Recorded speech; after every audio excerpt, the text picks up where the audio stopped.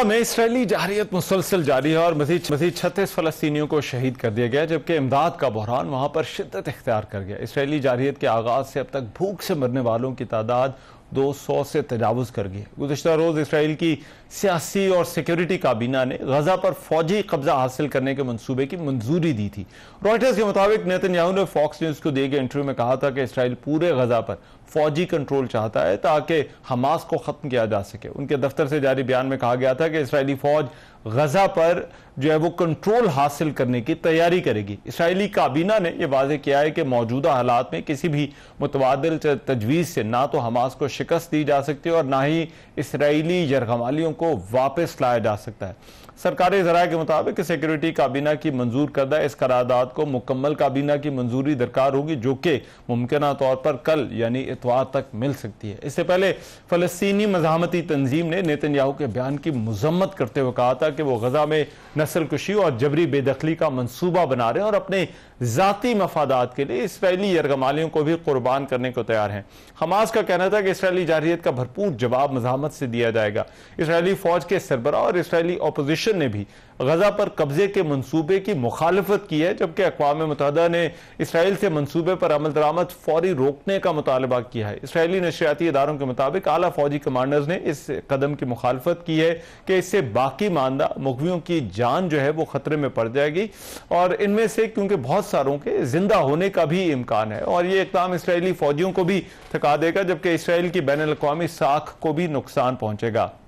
Report के मुताबिक आला फौजी कमांडर्स ने इसकी बजाय गजा की पट्टी के गिर्द इजाफी मुहासरे की एक तजवीज़ दी थी, ताहम उसमें वसी पैमाने पर रिजर्व फौजियों की तलबी शामिल ना हो। जबकि इसराइली अपोजिशन जो है वो उन्होंने नेतन्याहू के गजा शहर पर कब्जे के मंसूबे की सिक्योरिटी काबीना को मंजूरी को जो है वो सानेहा करार दिया और कहा कि ये मजीद सानेहात को जन्म देगा। अक़वाम मुत्तहिदा के भी इंसानी हकूक़ के सरबराह ने कहा था कि इसराइली हुकूमत का गजा की पट्टी पर मुकम्मल फौजी कब्जे का मंसूबा फौरी तौर पर रोका जाना चाहिए। और भी बहुत से ममालिक हैं जिन्होंने इस मंसूबे की मुखालफत की, लेकिन क्या अब यह मंसूबा आगे बढ़ेगा या नहीं, इसके इम्कानात क्या हैं, इस पर बात करने के लिए डॉक्टर हुमा बकाई इस वक्त मेरे साथ मौजूद हैं, माहिर बैनुल अक़वामी अमूर हैं, उनसे इस हवाले से बात करते हैं। डॉक्टर साहब बहुत शुक्रिया आपके वक्त का। डॉक्टर साहब सबसे पहले तो बताइएगा, ये जो फैसला किया गया है इसराइली वजीर आज़म की तरफ से और उनकी सिक्योरिटी काबीना की तरफ से, आपको क्या लगता है इसके असरात क्या होंगे?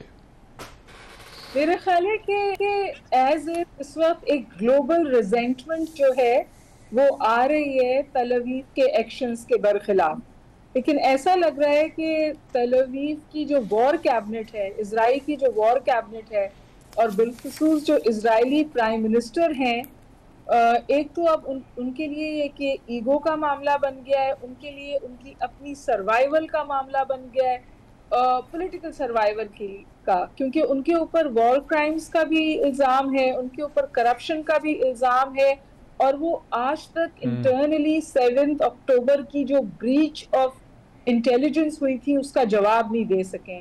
तो इस जंग की को जारी रखना उनकी सियासी बका के लिए ज़रूरी है, लेकिन ऑन दी अदर हैंड आप देखें ट्रंप तो जाहिर है उनको ऑल आउट सपोर्ट कर रहे हैं, क्योंकि हमें पता है कि जो ज़ियोनिस्ट लॉबी है वो अमेरिका में बहुत स्ट्रॉन्ग है और वाइट हाउस का रास्ता उसको फेंट कर आप ले नहीं सकते।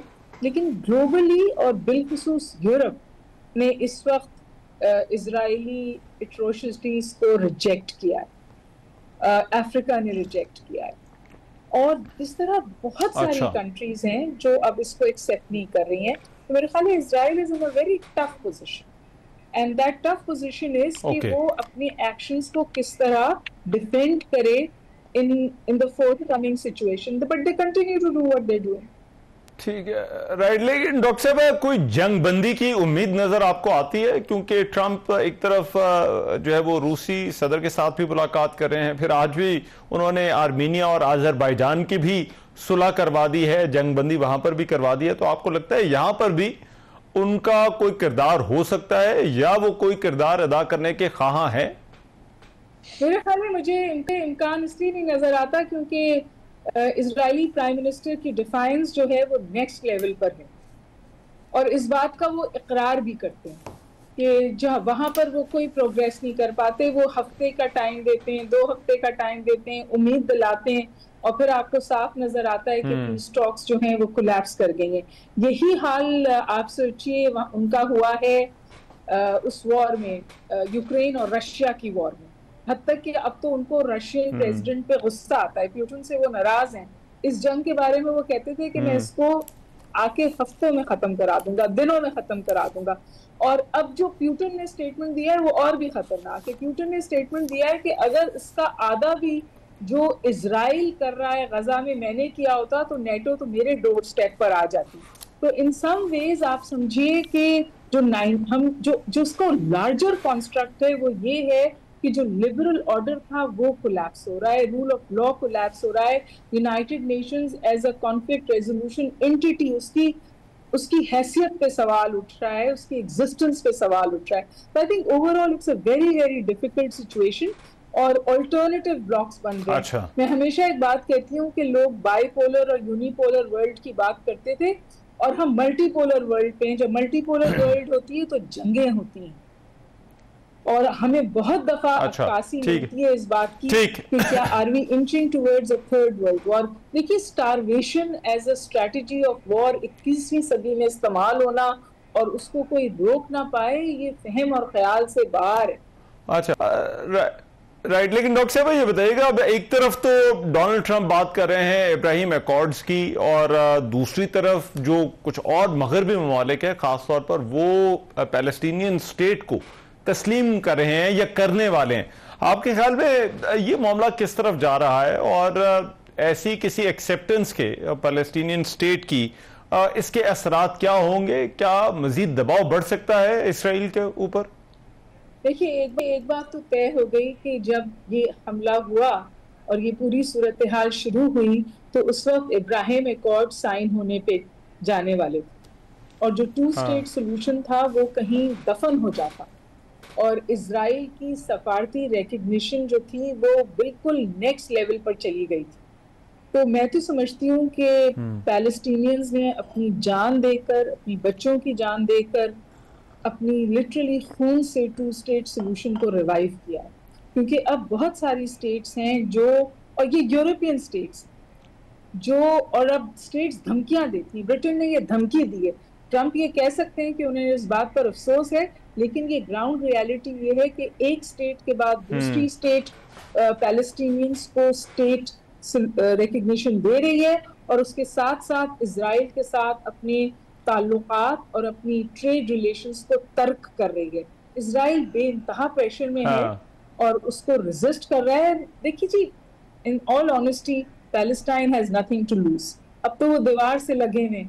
अच्छा, ठीक है। अब उनका ये है कि हम हमास को खत्म कर दें, हम अल्टरनेटिव की तरफ चले जाएं। Hamas still has support in Palestine. तो पैलेस्टाइन को तो इन्होंने रबल और ब्रिक्स को तो खत्म कर दिया, लेकिन जो पैलेस्टीनियन स्पिरिट है दैट कंटिन्यूज टू लिव। और ये बात उनके लिए सबसे ज्यादा परेशान कुन है। और अब एक इको सिस्टम बन रहा है, एक इको चैम्बर बन रहा है for the support of the Palestinian people, क्योंकि जुल्म की इंतहा हो गई। जो खुद होलोकास्ट का हिस्सा रहे हैं ना, जिन्होंने होलोकास्ट गुजारी है, वो आके कह रहे हैं कि हम इसके साथ नहीं खड़े। तल अवीव के अंदर पैलेस्टीनियन बच्चों की तस्वीरें उठा के प्रोटेस्ट हुए हैं।